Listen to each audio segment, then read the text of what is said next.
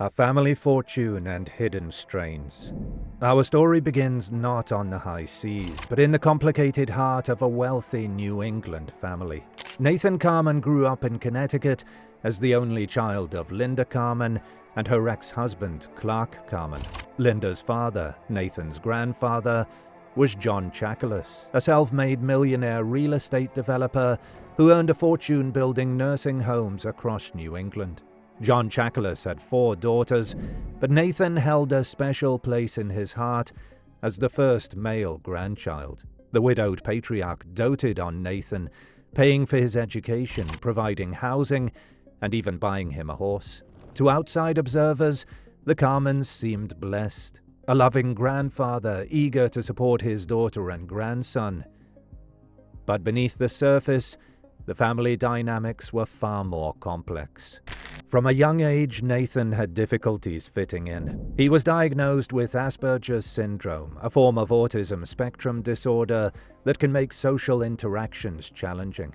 Classmates remembered him as quiet and awkward, and he struggled with loneliness. Before we get into today's video, we are very excited to announce our first giveaway to thank you, our loyal viewers of the wild true crime world. We are giving away $200 cash this month, thanks to our partners over at the Reco social app. If you've ever watched videos on YouTube, TikTok or Instagram and thought, where do people even find that cool tech, trendy fashion, gear, those gadgets? It's usually impossible to track down. Most of what you see online isn't linked anywhere. That's why we partnered with Reco. It's a new app that makes videos instantly shoppable. You can tap products directly inside videos and see exactly where to get them. No searching, no guessing, just instant access. All you have to do is download Reco using the link in the description, and you'll automatically be entered to win $200 cash. The winner will be announced next month. Good luck, and let's get back to the video. According to court records, Nathan also exhibited troubling behavior. Family members later alleged that as a child he once held another child hostage with a knife. Neighbors described him as a time bomb waiting to go off.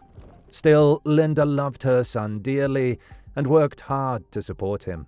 After divorcing Clark Carman when Nathan was young, Linda and Nathan grew especially close. A single mother and her only child, bonded by both love and need.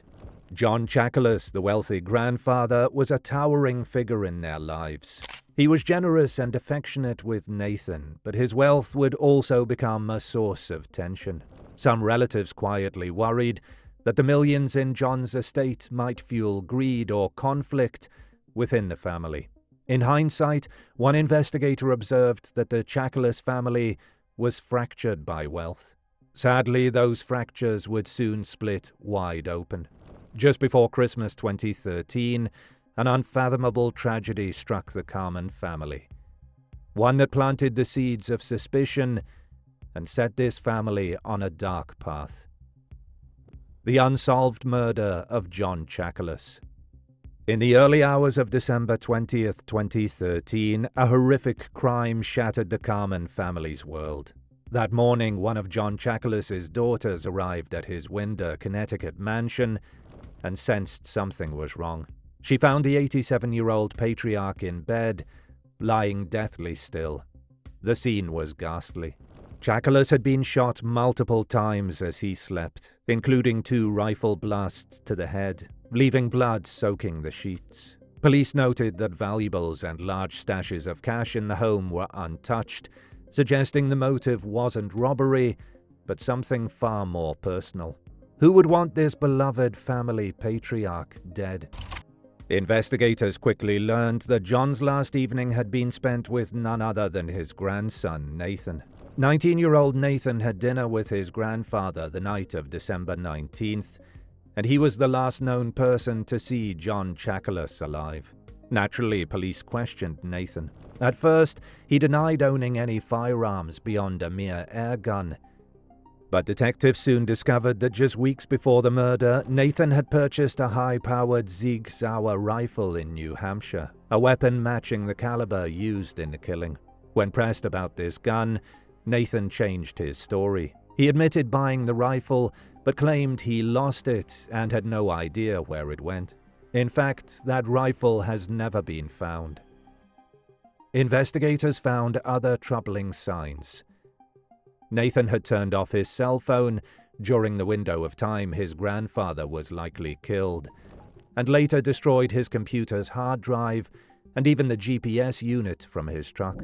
These actions looked like attempts to erase any record of his whereabouts on the night of the murder. Police grew increasingly suspicious that the awkward young man may have harbored lethal intentions. A search of Nathan's apartment in July 2014, under a risk warrant, used when someone poses a danger, turned up a trove of items that painted a disturbing picture. They seized a tactical shotgun, a rifle scope, a pellet gun, and hundreds of rounds of ammunition. Investigators also found handwritten notes with intricate details about sniper rifles and instructions on making improvised explosive devices. It seemed Nathan had a fascination with weapons and violence.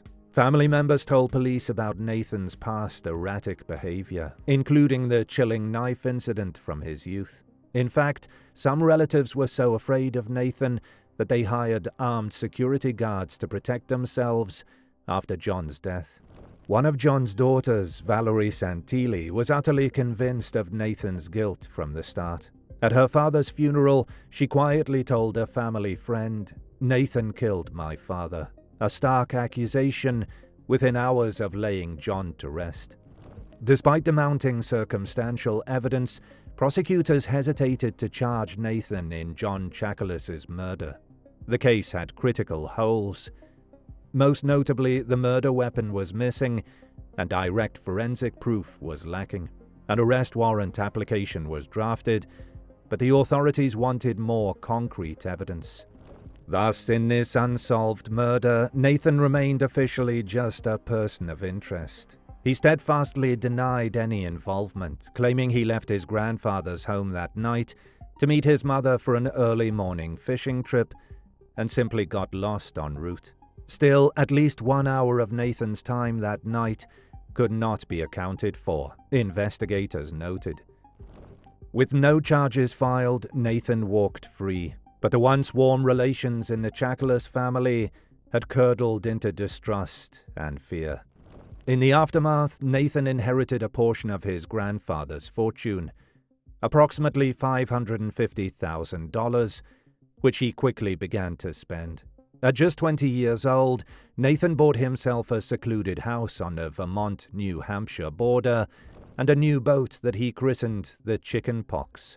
He moved north to Vermont, away from the rest of the family in Connecticut. Meanwhile, Linda Carman was caught in an agonizing position. If she believed her son innocent, she now had to protect him under a cloud of suspicion. If she had doubts, she kept them private. What we do know is that Linda continued to stand by Nathan.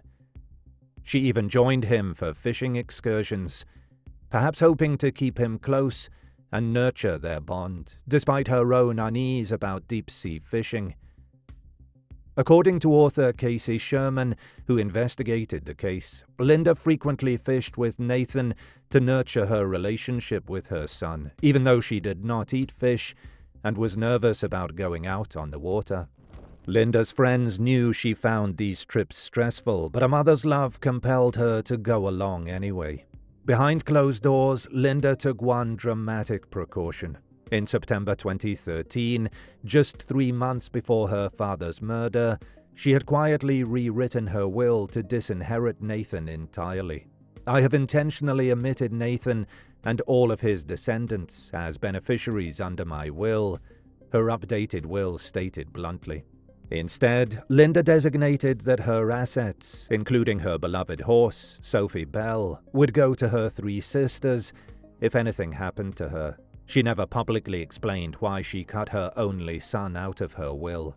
Whether Linda foresaw danger or simply wanted to ensure family wealth bypassed Nathan, this decision would prove fatal.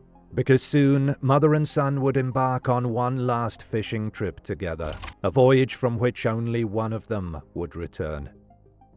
The fateful fishing trip. A cool breeze swept over the marina on the night of September 17, 2016.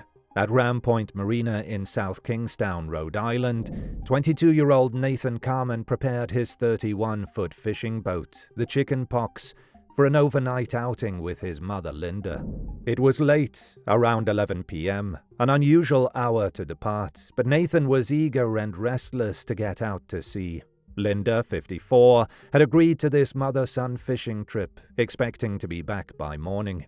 In a text to a friend, Linda outlined their float plan, heading out towards Striper Rock, southeast of the windmills. Back by 9 a.m. Call me 12 noon if you don't hear from me, she wrote, as was her habit whenever she went out on the water with Nathan.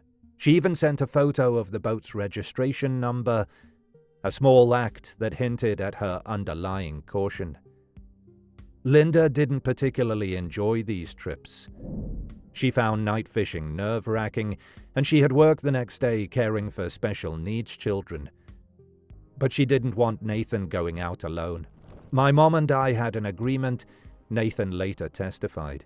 She didn't like me to go out on my own. Earlier that day, several people at the marina noticed Nathan's curious preparations on the Chicken Pox. A fellow boater, Mike Iose, watched with concern as Nathan drilled holes in the hull of his own boat. Using an electric drill, Nathan bored 4 holes, one as large as a $50 coin, into the boat's transom, the back wall of the hull.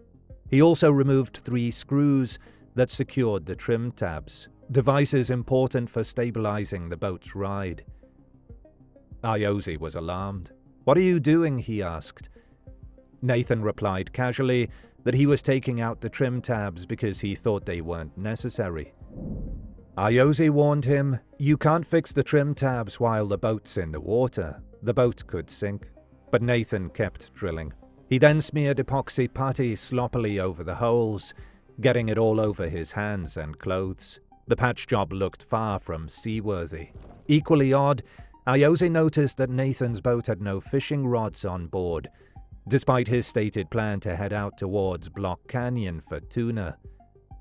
And when Nathan finally cast off that night, he forgot one of the most basic items for a fishing trip. His bait bucket full of eels was later found left behind in his truck. These warning signs, holes hastily plugged, missing gear, forgotten bait, would only be understood in retrospect. Just before 11 p.m., marina security cameras captured Linda and Nathan boarding the Chicken Pox under starless skies. The breeze was light, the September air a mild 66 degrees Fahrenheit. Seemingly fine weather for a night on the water. The boat's engines rumbled to life, and Nathan guided the vessel out of the harbour. A short time later, a fisherman returning to port spotted the Chicken Pox in the darkness, about 20 miles south near Block Island. He noted something odd. The boat's running lights looked strange and unusually close together, and he couldn't see anyone on deck in the gloom. Still, nothing appeared obviously amiss from a distance. It was the last known sighting of Linda Carman alive. According to Nathan's later account, the mother and son first stopped a few miles offshore, near Block Island, and spent about an hour casting lines for striped bass. By around 1 a.m., under the cloak of night, Nathan grew more ambitious. He urged his mother to venture much farther out, roughly 75 miles to the offshore canyon waters, in hopes of hooking tuna, which are found in the deep ocean. Linda balked. She had promised she'd be back on land by morning for her commitments. Heading to the distant Block Canyon fishing grounds would mean being at sea all day and returning much later than planned. Moreover, Linda felt it was risky to go so far out in their small aluminium boat, especially at night, and Nathan had no experience with true offshore fishing. But Nathan pressed, excited by the prospect of big game fish. He later admitted, "I almost felt like I twisted her arm to convince his mother to go along with the change of plans." Reluctantly, Linda agreed to her son's wish. Unbeknownst to her friends waiting for an update back home, The chickenpox turned further south, leaving behind the relatively sheltered waters near the coast and heading into the vast Atlantic. Vanished at sea. When the sun rose on September 18, 2016, the chickenpox was somewhere out near Block Canyon, bobbing on gentle ocean swells, and trouble was already brewing below deck. Nathan would later describe to investigators a sudden mechanical crisis shortly after dawn. As the boat drifted on calm seas, Nathan heard an unsettling noise from the engine compartment. A funny noise in the belt, and realized water was sloshing into the bilge, the lowest part of the hull. Alarmed, he knew they had a serious problem, though he claimed he still didn't grasp the full danger. He shouted to his mother that something was wrong and told her to reel in their fishing lines. The chickenpox began taking on water rapidly. The deck suddenly felt spongy under Nathan's feet, a sign the hull was filling up. Acting quickly, Nathan grabbed 3 emergency ditch bags filled with survival gear and dragged them out of the wheelhouse. He then hurried to deploy the inflatable life raft stored at the bow of the boat. Critically, Nathan did not make a distress call by radio, nor did he trigger the boat's emergency locator beacon. The 31-foot boat still had a working radio and alert system, but Nathan later said everything happened too fast to reach them. "I was walking on deck, and it was there, and then it wasn't," he recalled. "I knew that we had a problem, but I didn't know we were sinking until we sank." In a matter of moments, according to Nathan, the chickenpox completely capsized and sank beneath his feet. Nathan was flung into the ocean, clutching one of the bags of safety gear as he plunged into the chilly water. When he resurfaced amid debris and an oil slick, Nathan was alone. The life raft had automatically inflated nearby, but there was no sign of Linda. Nathan later testified, "I don't know if she got hit on the head. I don't know if she got tangled in the fishing lines." He shouted his mother's name into the wind and blew a safety whistle 3 times, desperate to find her. Silence. Linda did not answer. Nathan told investigators that he never saw his mother again after the boat went down. He did not dive under to search, fearing he might lose the raft or become another victim. Instead, he clambered into the 4-person life raft and, after a frantic scan of the waves for Linda, resigned himself to his own survival. Alone on the open sea, Nathan said he spent 2 days calling out for his mother, to no avail. As hours turned to days, he rationed the contents of his survival kit, drinking packets of fresh water and even having a device to turn seawater potable. He had some food, a flashlight, flares, seasickness pills, and a mirror for signaling ships. He prayed each morning and night for rescue. When storms rolled through with 13-foot waves, he would seal the raft's flap and ride it out, tossed about like a pair of socks in a dryer, he later said. For more than a week, Nathan drifted under scorching sun and starry nights, utterly alone. Back on land, Linda's friends and family were growing anxious.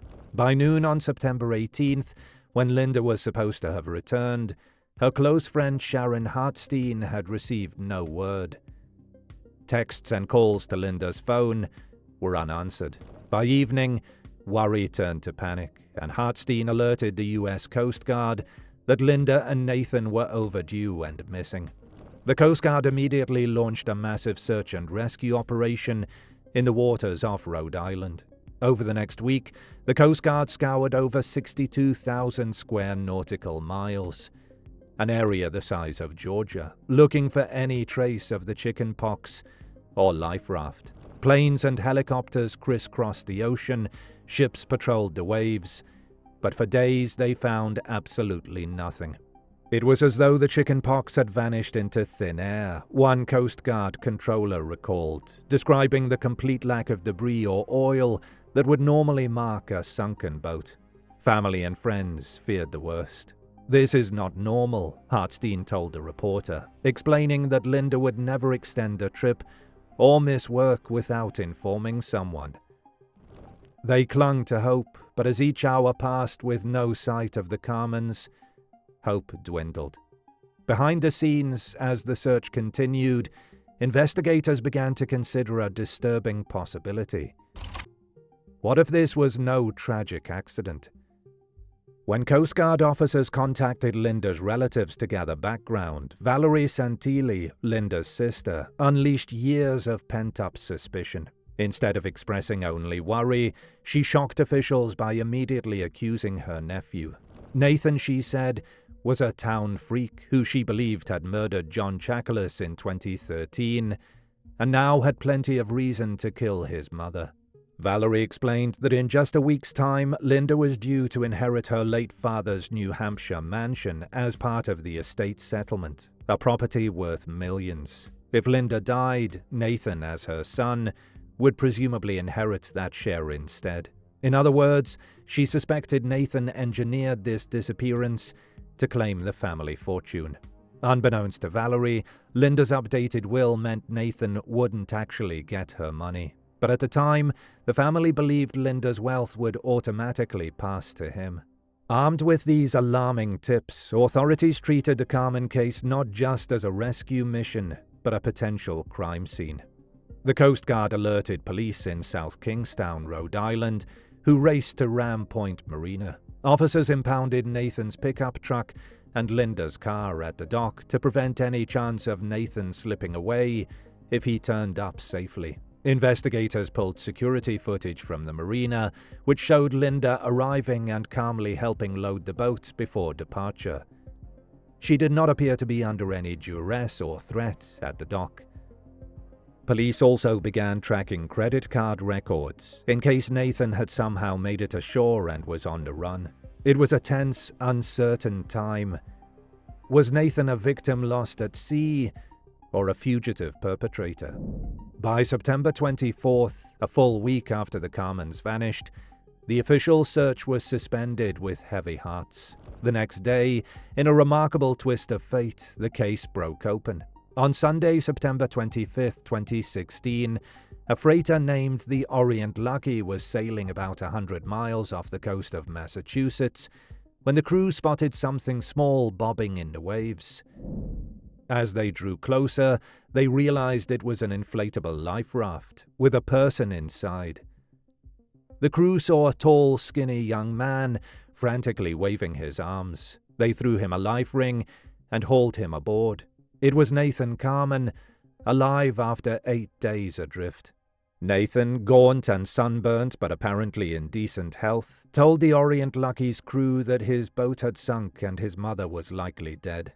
The freighter's captain noted in an email to the Coast Guard that Nathan's condition seemed normal, surprisingly good for someone who had endured a week at sea in a tiny raft. Indeed, when a ship's doctor examined Nathan, he found no severe dehydration, no cracked lips, no serious sunburn or physical breakdown that one might expect. Nathan was even able to scramble up the ship's ladder and later wave energetically to rescuers on shore, actions that some thought seemed oddly vigorous for a shipwreck survivor.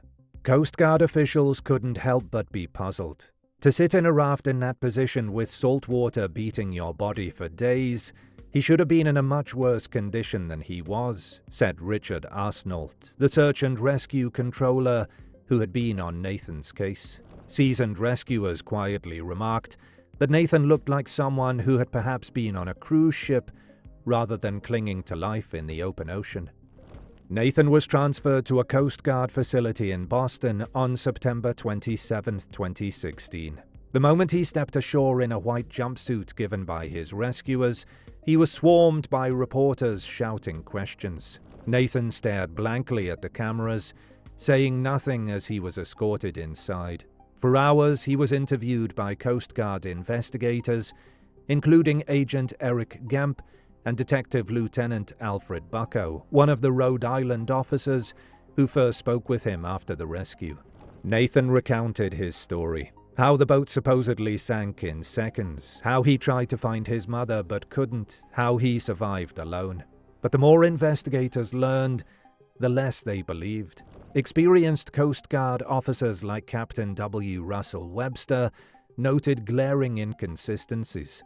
Nathan claimed the chickenpox went down off Block Island, yet he was found far east of there, about 35 miles farther from the mainland than drift models suggested he should have been. In that general area, the currents flow from east to west, Webster explained. If Nathan's raft had been drifting naturally, it should have been carried westward, but Nathan turned up east of the sinking point.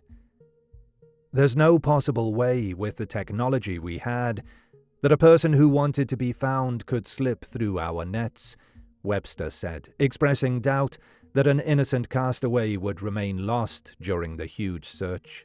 In other words, did Nathan purposely avoid being found?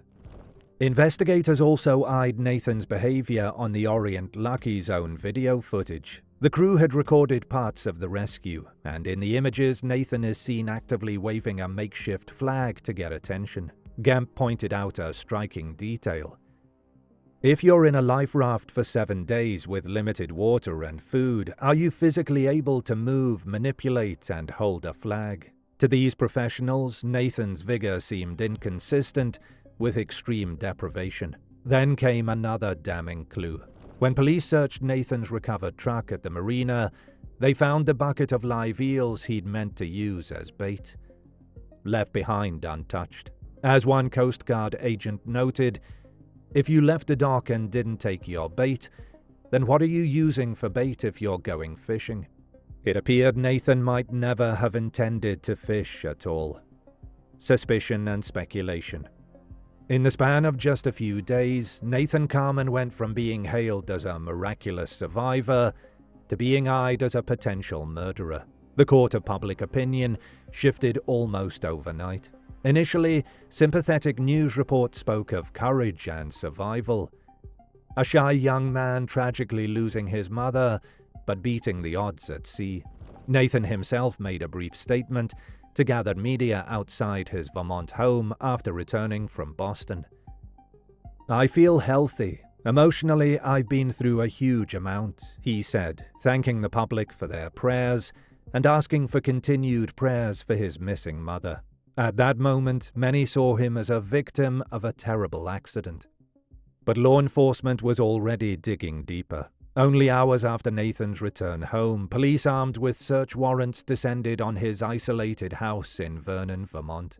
They were now treating this as a missing person and possible homicide investigation. Officers seized Nathan's modem, a SIM card, and a handwritten letter. Notably, they did not find the computer Nathan had allegedly destroyed before the trip. It was gone without a trace. The warrant affidavit bluntly stated that Nathan was capable of violence, citing his past behavior like the knife incident. Detectives also went to Linda's home in Middletown, Connecticut. Inside, they found poignant reminders of Linda's life. Jars she kept filled with handwritten notes about things that made her happy, things she prayed would get better, and problems she was leaving up to God. Yellow ribbons and signs on the porch pleaded, "Never give up, come home safe." Heart-wrenching symbols of hope that were fading by the hour. As investigators combed for evidence, theories swirled. Was it possible that Nathan had orchestrated a perfect crime, eliminating both his grandfather and mother in a cold-blooded plot to inherit the family fortune? Or was he an emotionally troubled young man, swept up in tragic coincidences? The evidence was largely circumstantial, but there was an awful lot of it. The boat sinking, in particular, looked increasingly suspicious. Later forensic examination of the chickenpox's maintenance found that Nathan had made faulty repairs to the boat that rendered it unsafe. A civil court would conclude that Nathan's modifications, like removing structural trim tabs and improperly sealing holes, directly led to the vessel's sinking. An oceanographer named Richard Limeburner even analyzed drift patterns and testified that Nathan's account of where he floated didn't align with the ocean currents at all. Nathan claimed he drifted eastward. That did not make any sense, Limeburner said, noting the current should have pushed him west. To many, It seemed Nathan's story had holes. Quite literally, just like his boat. Nathan, for his part, maintained his innocence steadfastly. He agreed to one in-depth interview with police immediately after his rescue, speaking with Detective Bucko and cooperating that one time. After that, he never again spoke voluntarily with law enforcement about what happened on the boat. He did, however, speak to the media on occasion and even sat for a TV interview with ABC's 2020 the following year. In public, Nathan calmly denied doing anything to harm his mother or anyone else. He insisted the sinking was a tragic accident, a perfect storm of mechanical failure and bad luck. "I know I wasn't responsible for the death of my mom," he told reporters, appearing frustrated that anyone would think otherwise.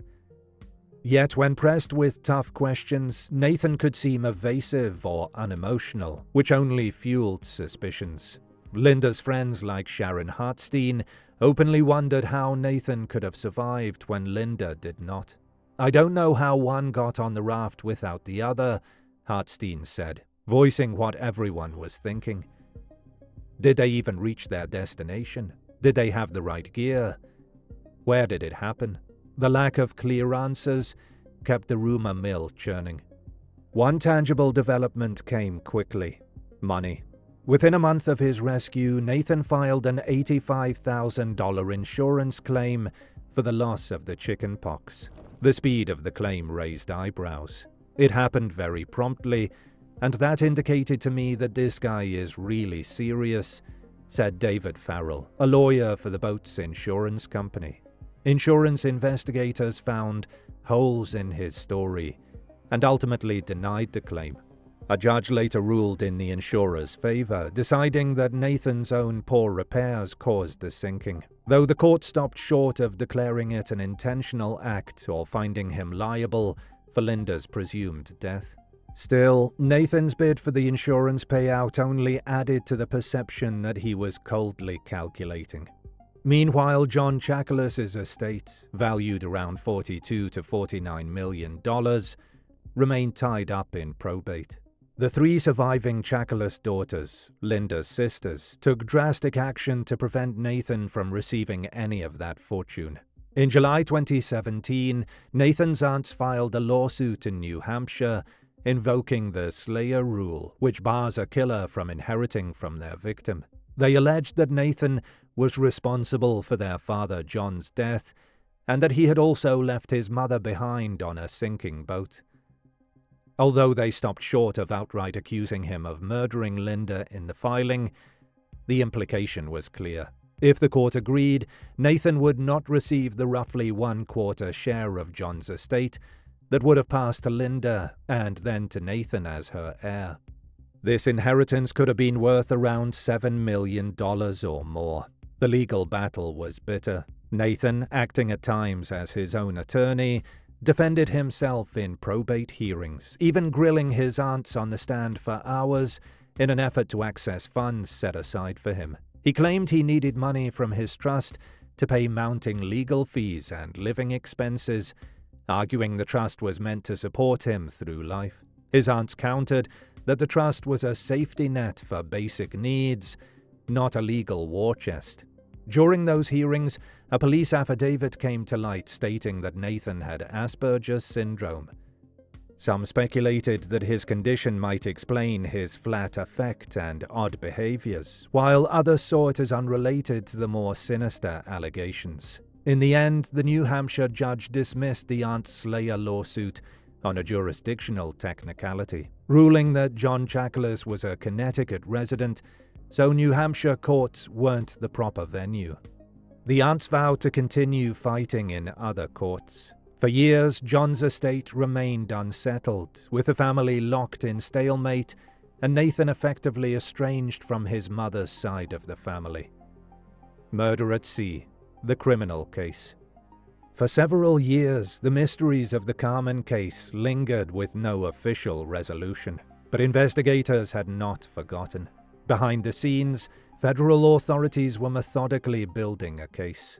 Finally, in May 2022, nearly 6 years after Linda's disappearance, A grand jury in Vermont indicted Nathan Carman on multiple felony charges. The most serious, murder on the high seas, stemming from the death of his mother, Linda Carman.